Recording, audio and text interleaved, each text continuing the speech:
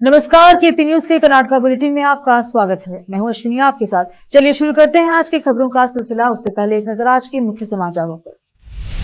बीदर में सिद्धरामैया और value layout पर कब्जा की गई जमीन बेचने का आरोप है। बाबूवाली पर कार्रवाई करे अरविंद कुमार अर्ली का कहना। बीदर के एसपी चन्नबसवन्ना एसआर का तबादला होने पर बीदर के नागरिकों को एक संदेश जारी। कर्नाटका के मुख्यमंत्री ने विवाद के बीच पत्नी को मूड़ा साइट आवंटन का बचाव। कर्नाटका भाजपा अध्यक्ष विजेंद्र ने लोकसभा में हिंदुओं पर टिप्पणी के लिए राहुल से माफी की मांग की। कुमारस्वामी की लोकप्रियता बढ़ी। कर्नाटका में उथल पुथल के बीच एनडीए में उभरता सितारा।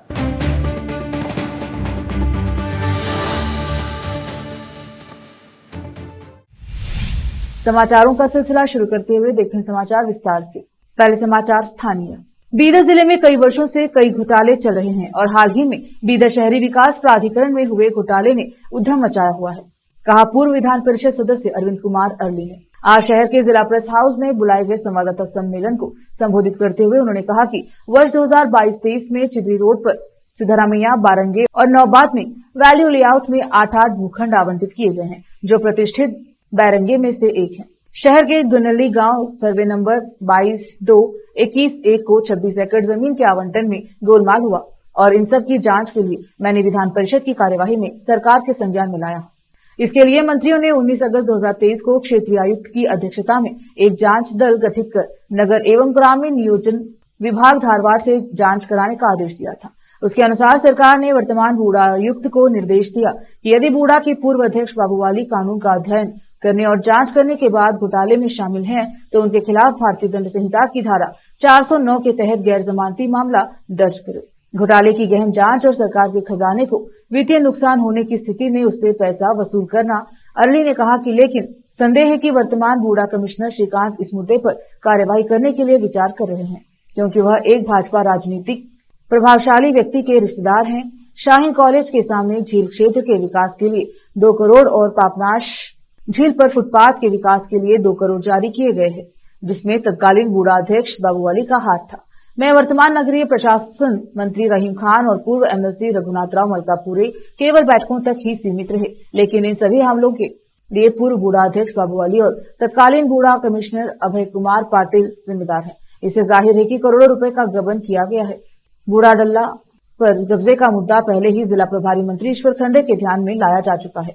अब मैं कल मुख्यमंत्री से मिलूंगा और उनसे इस संबंध में तत्काल कार्यवाही करने का अनुरोध करूंगा। उन्होंने चेतावनी दी है कि यदि ऐसा संभव नहीं हुआ तो वे हाईकोर्ट जाएंगे और कानूनी लड़ाई लड़ेंगे। संवाददाता सम्मेलन में अधिवक्ता गौतम वागराज उपस्थित रहे। सारांश इष्टे ಇಲ್ಲಿ ಅವ್ಯವಹಾರ ಭ್ರಷ್ಟಾಚಾರ ಏನಾಗಿದೆ ಅದರ ಬಗ್ಗೆ ಸರ್ಕಾರ ಏನು ಆದೇಶ ಮಾಡಿದೆ ಆಯುಕ್ತರಿಗೆ ಆಯುಕ್ತರು ಕೂಡಲೇ 2 ದಿವಸಗಳ ಒಳಗಾಗಿ ಎಫ್ಐಆರ್ ಮಾಡಬೇಕು, ಕ್ರಮ ಕೈಗೊಳ್ಳಬೇಕು. ಇಲ್ಲದಿದ್ರೆ ಆಯುಕ್ತರ ಸಹಿತ ನಾನು ಗವರ್ನಮೆಂಟ್ಗೆ अपील ಮಾಡ್ತೀನಿ, ಅವರ ವಿರುದ್ಧ ಕ್ರಮ ಕೈಗೊಳ್ಳಕ್ಕೆ ಒತ್ತಾಯ। बीदर के एसपी चन्नबसवन्ना एसएल का तबादला हुआ है। आज शहर में इसकी सूचना लोगों को मिलने के बाद एसपी साहब और उनके द्वारा किए गए कार्यों की चर्चा जोर पकड़ी हुई है और सोशल मीडिया पर भी चर्चा जारी है। इसी बीच एसपी चन्नबसवन्ना एसएल ने बीदर जिले के नागरिकों के लिए एक संदेश साझा किया है। उन्होंने अपने संदेश में कहा है कि मुझे सरकार द्वारा बीदर से तबादले का आधिकारिक आदेश प्राप्त हुआ है। पिछले 1 वर्ष 5 महीनों में मुझे अपने पेशेवर और व्यक्तिगत जीवन में अविस्मरणीय क्षणों के रूप में अपने सभी सहयोगियों और नागरिकों के साथ सेवा करने का सौभाग्य मिला है। बीदर सिर्फ भारत में नहीं है, बल्कि पूरा भारत बीदर में है। ये मैंने यहाँ सेवा करते हुए अनुभव किया है। यह भाईचारा ऐसे ही कायम रहे। मीडिया और प्रिंट मीडिया के उन सभी मित्रों को जिन्होंने मेरी मदद की है, सभी दलों के माननीय जनप्रतिनिधियों को, सभी जन सरोकार संगठनों को, विभिन्न विभागों से साथियों को, सभी धर्मों के गुरुजनों को और बीदर की जनता को मेरा हृदय से धन्यवाद। रोकते हैं समाचारों का सिलसिला, लेते हैं छोटा सा ब्रेक।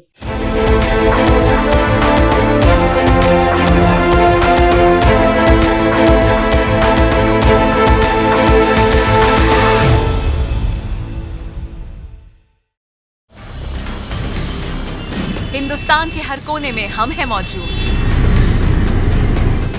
24 घंटे हालात पर गहरी नजर, खबरों से जुड़े चुपते सवालात और आपको दिखाता है धार्मिक, सामाजिक, राजनीतिक, लोकल और इंटरनेशनल न्यूज की सबसे बेहतर कवरेज जो आपको रखती है हर पल बाखबर। देश और दुनिया भर की खबर के लिए देखते रहें KP news 24/7। Noor education trust Bidar की ओर से चलाए जाने वाला Noor MEd and BEd college Bidar, recognised by NCTE Delhi and affiliated to Bidar University, Bidar. Admission are open for the academic year 2023-24. विशेषज्ञ और सक्षम शिक्षकों द्वारा शिक्षा प्राप्त करने के लिए नूर एमएड एंड बीएड कॉलेज में दाखिला लें और शांत वातावरण में शिक्षा प्राप्त करें। बीदर शहर में बेहतर शिक्षा का एकमात्र केंद्र Noor MEd and BEd college, Shahpur gate, Bidar. Phone numbers 9945283920, 8482221297। Hindustan के हर कोने में हम हैं मौजूद। 24 घंटे हालात पर गहरी नजर, खबरों से जुड़े चुपते सवालात और आपको दिखाता है धार्मिक, सामाजिक, राजनीतिक, लोकल और इंटरनेशनल न्यूज की सबसे बेहतर कवरेज जो आपको रखती है हर पल बाखबर। देश और दुनिया भर की खबर के लिए देखते रहें केपी न्यूज 24/7।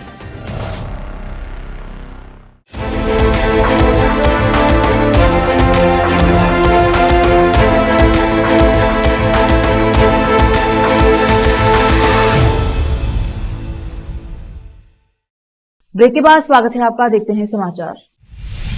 मुख्यमंत्री सिद्धरामैया ने मंगलवार को कहा कि मैसूर शहरी विकास प्राधिकरण मूड़ा द्वारा उनकी पत्नी को भूखंड आवंटित करने में कुछ भी गलत नहीं है। मूड़ा में कथित अनियमितताओं पर पूछे गए सवाल का जवाब देते हुए उन्होंने संवाददाताओं से कहा, राज्य में भाजपा की सरकार के समय हमें ये जगह दी गई थी। मूड़ा ने केसारे मैसूर में रिंग रोड के पास हमारी 3 एकड़ 16 गुंटा जमीन पर साइट विकसित की थी। यह मेरी पत्नी की जमीन थी। यह जमीन सिद्धरामैया के साले मल्लिकार्जुन ने खरीदी थी, जिन्होंने इसे अपनी बहन सीएम की पत्नी को उपहार में दिया था। सीएम ने कहा, जानबूझकर या अनजाने में मूड़ा ने हमारी 3 एकड़ और 16 गुंटा जमीन पर साइट विकसित की और उन्हें वितरित किया। उन्होंने जमीन का अधिग्रहण नहीं किया था, बल्कि साइटों का विकास किया था। मूड़ा ने सिद्धरामैया की पत्नी को विकसित साइटों का 50% देने पर सहमति जताई। हमने उनसे कानून और सरकारी आदेशों के अनुसार हमें साइट देने के लिए कहा। हमने तब अनुरोध किया था जब भाजपा सत्ता में थी। क्योंकि वहां जमीन उपलब्ध नहीं थी, इसीलिए दूसरी जगह समान माप की साइट दी गई। इसमें क्या गलत है? सीएम ने पूछा। उन्होंने कहा, यह कानून के अनुसार किया गया है और 50-50 के आधार पर स्थल देने का निर्णय तब लिया गया था जब भाजपा सत्ता में थी। भाजपा ने लोकसभा में विपक्ष के नेता राहुल गांधी से संसद के निचले सदन में हिंदू समुदाय पर की गई टिप्पणी के लिए माफी मांगने की मांग की। बेंगलुरु में मीडिया को संबोधित करते हुए राज्य भाजपा अध्यक्ष बीवाई विजेंद्र ने कहा कि विपक्ष के नेता के तौर पर राहुल का पहला भाषण निराधार आरोपों और झूठ से भरा था। विजेंद्र ने कहा, राहुल ने पूरे हिंदू समुदाय का अपमान किया है और उन्हें माफी मांगनी चाहिए। उन्होंने कहा कि कांग्रेस सांसद का व्यवहार अपमानजनक है क्योंकि इसमें नियमों का उल्लंघन किया गया है। भाजपा नेता ने कहा कि चुनाव के दौरान भी राहुल गांधी ने झूठ फैलाते हुए पूरे देश का दौरा किया।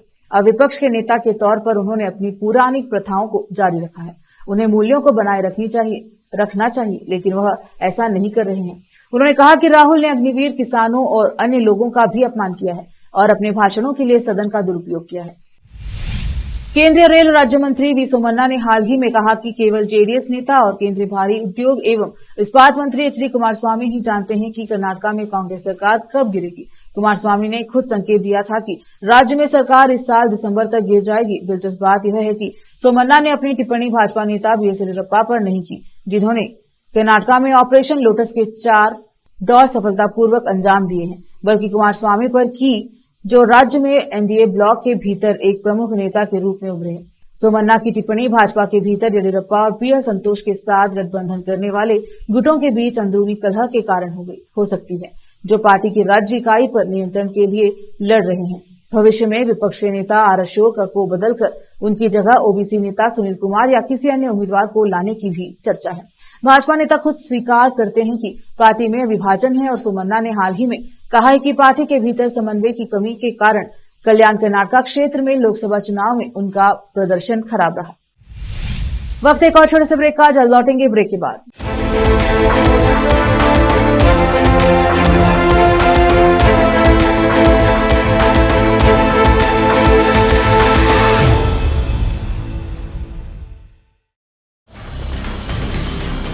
हिंदुस्तान के हर कोने में हम हैं मौजूद। 24 घंटे हालात पर गहरी नजर, खबरों से जुड़े चुपते सवालात और आपको दिखाता है धार्मिक, सामाजिक, राजनीतिक, लोकल और इंटरनेशनल न्यूज की सबसे बेहतर कवरेज जो आपको रखती है हर पल बाखबर। देश और दुनिया भर की खबर के लिए देखते रहें KP news 24/7। Noor education trust Bidar की ओर से चलाए जाने वाला Noor MEd and BEd college Bidar, recognised by NCTE Delhi and affiliated to Bidar University, Bidar. Admission are open for the academic year 2023-24. विशेषज्ञ और सक्षम शिक्षकों द्वारा शिक्षा प्राप्त करने के लिए नूर एमएड एंड बीएड कॉलेज में दाखिला लें और शांत वातावरण में शिक्षा प्राप्त करें। बीदर शहर में बेहतर शिक्षा का एकमात्र केंद्र Noor MEd and BEd college, Shahpur gate, Bidar. Phone numbers 9945283920, 8482221297। Hindustan के हर कोने में हम हैं मौजूद। 24 घंटे हालात पर गहरी नजर, खबरों से जुड़े चुपते सवालात और आपको दिखाता है धार्मिक, सामाजिक, राजनीतिक, लोकल और इंटरनेशनल न्यूज की सबसे बेहतर कवरेज जो आपको रखती है हर पल बाखबर। देश और दुनिया भर की खबर के लिए देखते रहें केपी न्यूज 24/7।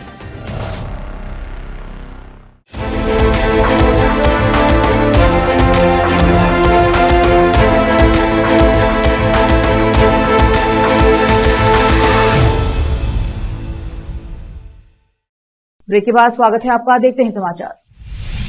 भारतीय न्याय संहिता, भारतीय नागरिक सुरक्षा संहिता और भारतीय साक्ष्य अधिनियम द्वारा आईपीसी, सीआरपीसी और साक्ष्य अधिनियम का स्थान लेने के बाद गृह मंत्री डॉक्टर जी परमेश्वर ने कहा कि नए कानूनों की सभी धाराएं बुरी नहीं हैं। मीडिया से बात करते हुए डॉक्टर परमेश्वर ने कहा कि केंद्र सरकार ने कई पुराने ब्रिटिश कालीन कानूनों को खत्म कर दिया है और उनकी जगह आधुनिक और प्रासंगिक कानून लाए हैं जो वर्तमान समय के लिए उपयुक्त है। हालांकि उन्होंने कहा कि कुछ धाराओं में खामियां हैं जिन पर बहस की जरूरत है। उन्होंने कहा हम केंद्र को अपनी सिफारिशें सौंपेंगे। अगर अन्य राज्यों से भी इसी तरह के निष्कर्ष आते हैं तो केंद्र को इसे स्वीकार करना होगा और बदलाव करने होंगे। उन्होंने बताया कि कर्नाटका में नए कानूनों के तहत पहले ही दिन 80 से ज्यादा मामले दर्ज किए गए हैं। डॉक्टर परमेश्वर ने कहा हम अपने कर्मचारियों को प्रशिक्षण दे रहे हैं और वे 1 या 2 महीने में इसे सीख लेंगे। कर्नाटका भाजपा ने मुख्यमंत्री सिद्धरामैया पर 4000 करोड़ रुपए के भूमि घोटाले में शामिल होने का आरोप लगाया है। हालांकि मुख्यमंत्री ने आरोपों को निराधार बताते हुए इसका खंडन किया है। मुख्यमंत्री सिद्धरामैया को गोलमाल मुख्यमंत्री कहते हुए विपक्ष के नेता आर अशोक ने कहा कि मुख्यमंत्री अपनी पत्नी के नाम पर अवैध रूप से भूखंड आवंटित किए जाने के आरोपों का बचाव नहीं कर सकते। विपक्ष के नेता ने पूछा, मैसूर शहरी विकास प्राधिकरण मूडा के संबंधित अधिकारियों का सिर्फ तबादला किया गया, उन्हें निलंबित नहीं किया गया है। आप किसे बचाने की कोशिश कर रहे हैं? उन्होंने कहा कि घोटाले को दबाने के लिए 2 आईएएस अधिकारियों को लगाया गया। उन्होंने कहा कि भूमि घोटाले और भ्रष्टाचार के मामले को सीबीआई को सौंप दिया जाना चाहिए या फिर आयोग को सौंप दिया जाना चाहिए, जिसकी अध्यक्षता सेवानिवृत्त न्यायाधीश को करनी चाहिए। उन्होंने यह भी पूछा कि सिद्धरामैया की पत्नी के लिए भूमि आवंटन करते समय 50-50 फॉर्मूला अपनाने की अनुमति किसने दी और आवंटन करते समय भूमि को उच्च स्तरीय इलाकों में क्यों आवंटित किया गया। उन्होंने पूछा कि इस संबंध में सिफारिशें किसने की। विपक्ष के नेता ने कहा कैबिनेट की सहमति के बिना साइट आवंटित करने का अधिकार किसने दिया? क्या मुख्यमंत्री की जानकारी के बिना इतने बड़े पैमाने पर घोटाला होना संभव है? दक्षिण पश्चिम मानसून की शुरुआत के लगभग 1 महीने बाद कर्नाटक में जून में कुल मिलाकर 2% कम बारिश दर्ज की गई, जबकि भारतीय मौसम विभाग IMD ने जुलाई में देश के अधिकांश हिस्सों में भारी बारिश का अनुमान लगाया है। कर्नाटक के लिए यह सामान्य रहेगी। राज्य में अगले कुछ दिनों तक बारिश कम होगी, उसके बाद फिर से बारिश की गति बढ़ेगी। IMD के आंकड़ों के अनुसार 1 जून से 2 जुलाई तक राज्य में 212.5 मिलीमीटर बारिश हुई, जबकि सामान्य बारिश 216.5 मिलीमीटर होती है।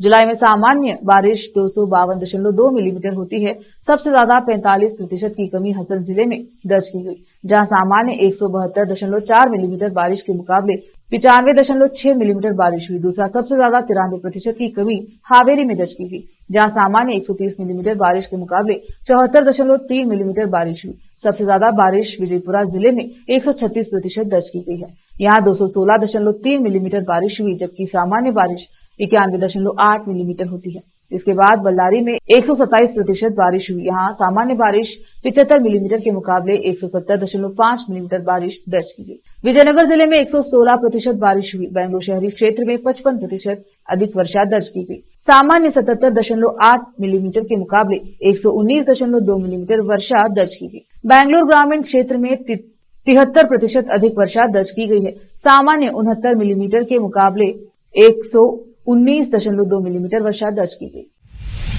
भारत की पसंदीदा पानी पूरी कर्नाटक में खाद्य सुरक्षा और मानक प्राधिकरण FSSAI की जांच के दायरे में आ गई है, क्योंकि यह पाया गया है कि लोकप्रिय स्ट्रीट स्नैक में अक्सर हानिकारक केमिकल रंग होते हैं और यह सुरक्षा मानकों पर खरा नहीं उतरता है। रिपोर्ट्स बताती हैं कि विक्रेताओं से एकत्र किए गए 260 नमूनों में से 41 में कृत्रिम रंग और कैंसरकारी तत्व पाए गए हैं। 18 अन्य नमूने उनकी खराब गुणवत्ता के कारण मानव उपभोग के लिए अनुपयुक्त थे। बहुत पसंद की जाने वाली डिश कथित तौर पर इसकी तैयारी पर चिंता व्यक्त करने वाली कई शिकायतों के बाद यह जांच के दायरे में आ गया है।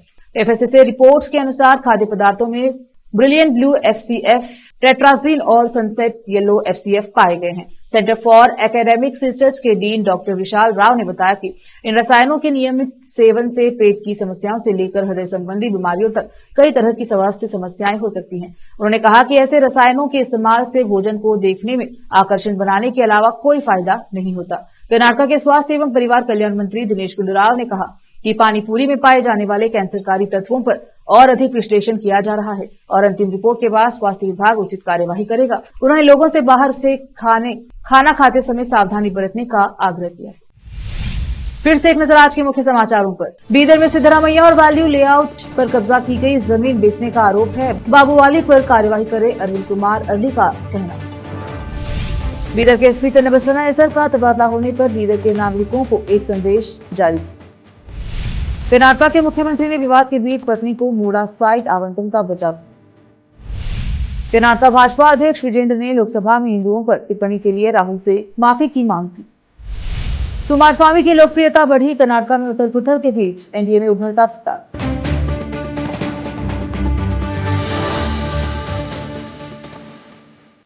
KP न्यूज के कर्नाटक बुलेटिन में अब तक के लिए इतना ही।